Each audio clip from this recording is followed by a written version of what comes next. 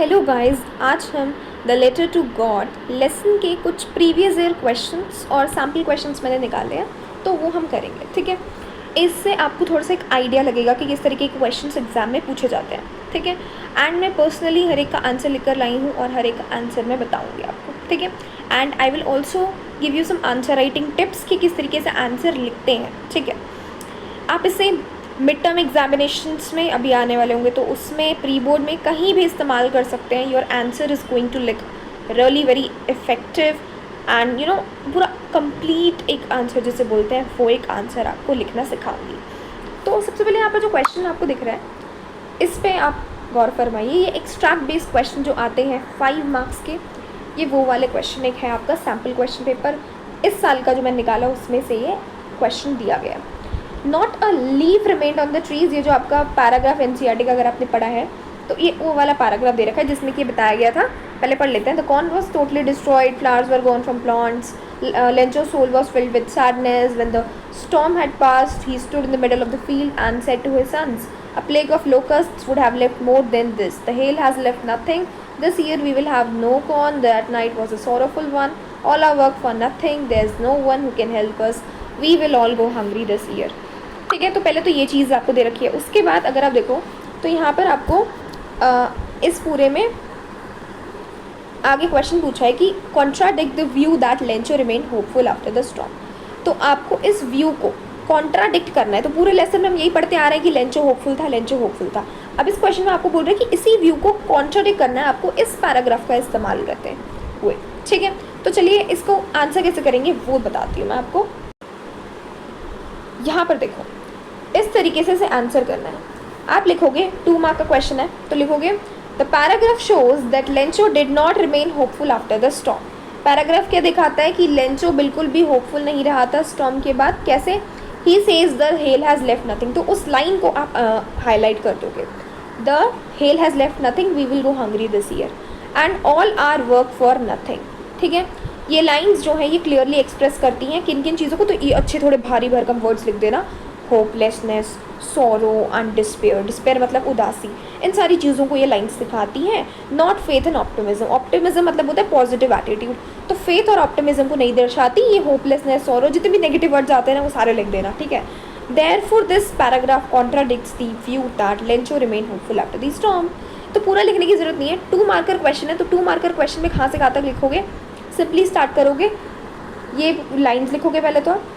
ठीक है, फिर लिखोगे कि ये जो लाइंस हैं ये सारे भारी भरकम वर्ड्स लिखोगे और बस ख़त्म कर दोगे। इसमें आपको पूरे 2 मार्क्स मिल जाएंगे, नो डाउट। मैंने एग्जाम दिया and I have just gain so much experience. बिल्कुल ऐसा लिखोगे तो 2 मार्क्स पूरे क्वेश्चन में मिल जाएंगे आपको। ठीक है, तो ये तो एक ये वाला क्वेश्चन हो गया। अब अगला क्वेश्चन देखते हैं क्या लिखा है। अगला क्वेश्चन यहाँ पर देखो, टिक द करेक्ट है। Which of the following statements best explains the families emotional state after the storm. तो इसमें से कौन सी वाली जो स्टेटमेंट है वो सबसे अच्छा डिस्क्राइब करती है फैमिली की इमोशनल स्टेट को स्टॉर्म के बाद। तो सबसे पहली लाइन है कि they were calm and optimistic about finding alternate food resources, they were worried about but began searching for another field, they were devastated, they decided to move to a new village immediately. तो पहले तो cancel करो options को। तो वो नए village में गए थे क्या? बिल्कुल भी नहीं, डी ऑप्शन कैंसिल हो गया।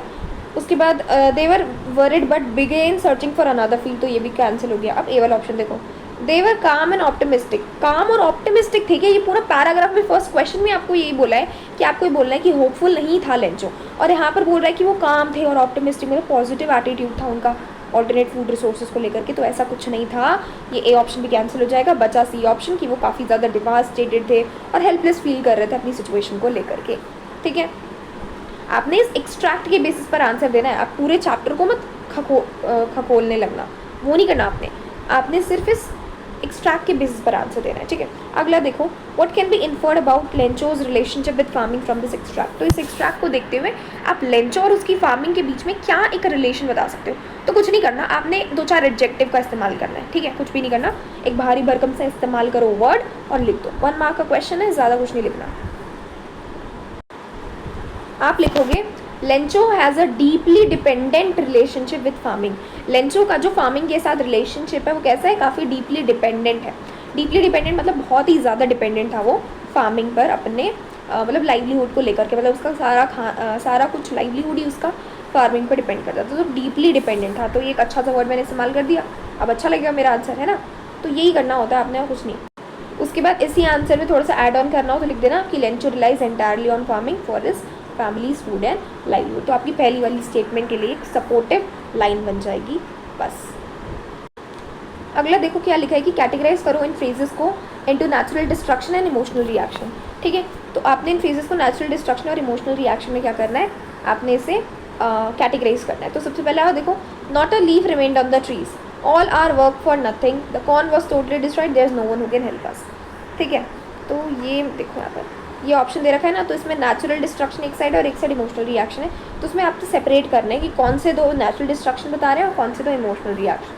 अब वापस ऊपर आते हैं, not a leaf remained on the trees, तो जाहिर सी बात है ये तो किसी नेचुरल डिस्ट्रक्शन के बारे में बता रहा है। फिर all our work for nothing, तो लेंचो ने बोला था, तो ये उसका इमोशनल रिएक्शन हो गया।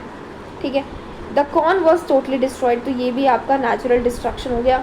There is no one who can help us, कोई भी नहीं है जो हमारी मदद कर सकता, तो ये भी इमोशनल रिएक्शन हो गया लेंचो का। तो सेकेंड और फोर्थ आपके इमोशनल रिएक्शन है, फर्स्ट और थर्ड आपके नेचुरल डिस्ट्रक्शन। तो ये वाला ऑप्शन आपका आंसर हो जाएगा ऑप्शन नंबर ए। ठीक है, तो एक्सट्रैक्ट बेस्ड क्वेश्चन कैसे अटेम्प्ट करते हैं, आपको अगर ये चीज़ क्लियर हो गई है तो अब आगे एक लॉन्ग आंसर क्वेश्चन भी मैं आपको सिखा देती हूँ। ये एक PYQ लेकर आई हूँ, ठीक है, प्रैक्टिस भी हो जाएगी प्लस आपको एक पता चल जाएगा, आइडिया लग जाएगा कैसे लिखते हैं। Faith is like a ray of hope in a distressful situation. Faith ना एक डिस्ट्रेसफुल सिचुएशन में एक रे ऑफ होप का काम करती है। आपने ना लेटर टू गॉड को डिस्कस करते हुए with reference to Lencho's unflinching faith, unflinching faith मतलब वही सारे एक ही भाई बहन है भाई, अनशेकेबल, अनफ्लिंचिंग, ये सारी एक ही भाई बहन है। ठीक है, तो ये इसका मतलब भी वही है। तो आपने इस चीज़ को बताना है। 40 to 50 वर्ड्स PYQ 2025 का ही है, 3 मार्कर मतलब 3 मार्क्स में आपने लिखना है। तो कितना लिखना होता है, सबको ये डाउट रहता है, तो मैं बताती हूँ कितना लिखना होता है। एक प्रूफ भी लेकर आई हूँ, दिखाती हूँ। सो ये देखो, आप यहाँ पर आंसर दे रखा है, मैंने लिखा है अपने खुद से, I have written this answer, a letter to God. ये जो लेसन है, पहले तो आप क्या करना, आप सबसे पहले जब लिखते हो आंसर राइटिंग स्टार्ट करते हो, कभी लॉन्ग आंसर क्वेश्चन लिखना हो तो उसको लिखने की ये ट्रिक होती है कि सबसे पहली जो लाइन होती है वो आपने क्या करना होता है, थोड़ी सी जनरल लाइन लिखनी होती है सबसे पहली वाली। ठीक है, क्वेश्चन में जो पूछा है उससे नहीं भी रिलेटेड होगा ना तो ऐसा कुछ ज़रूरी नहीं है। ठीक है, पहली लाइन ऐसी होनी चाहिए तड़कती फड़कती सी, the lesson a letter to God written by GL Fuentes, तो ऑथर का नाम लिख दो। ठीक है, ये तरीका है आंसर को बड़ा बनाने का। Depicts the challenging yet optimistic life of a poor hard working farmer named Lencho. ठीक है, तो यहाँ पर जो GL फ्यूंटस लिख दिया उसके बाद आप लिखोगे डिपिक्ट्स, डिपिक्ट्स हो गया, ये एक वर्ड मैंने इस्तेमाल किया, और भी मैं वर्ड्स आपको शेयर करूँगी। ठीक है, तो ये जो वर्ड्स होते हैं ना, इन वर्ड्स को आप स्टार्टिंग लाइन में इस्तेमाल करोगे। डिपिक्ट्स मतलब दर्शाता है, हिंदी में लिखते हैं ना जैसे, तो वही है। द चैलेंजिंग येट ऑप्टिमिस्टिक, देखो मैं लिखा है चैलेंजिंग लेकिन optimistic life of a poor hard working farmer name lens, उसको दर्शाता है। Lencho's crop was completely destroyed by hailstorm, और पूरी कहानी लिख दो। नेव Lencho wrote a letter to God describing the whole scenario and demanding 100 pesos to replant crops. This act of Lencho is a perfect example of being positive and hopeful even in a stressful and formidable situation. Formidable मतलब एक challenging situation. Hence this showcases Lencho's unflinching faith in God. Last में वही चीज़ जो question में पूछी है, और starting में तड़कते फड़कती लाइन, बीच में सारी कहानियाँ लिख दो, और बीच में जो कहानियाँ आप लिखते हो उसमें जो आपके इंपॉर्टेंट वर्ड्स हैं, फॉर एग्जांपल यहाँ पर मैंने एक अच्छा वर्ड इस्तेमाल किया फॉर्मिडेबल, मतलब देखते एग्जामिनर का मन करेगा कि यार सच में बच्चे की वोकैबुलरी बहुत अच्छी है।